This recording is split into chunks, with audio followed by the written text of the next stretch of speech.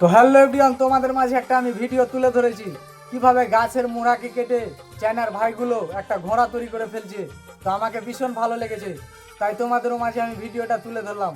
আশা করি আপনাদেরকেও ভালো লাগবে, আর যদি ভালো লেগে থাকে শেয়ার করে অন্যজনকে দেখার সুযোগ করে দিও।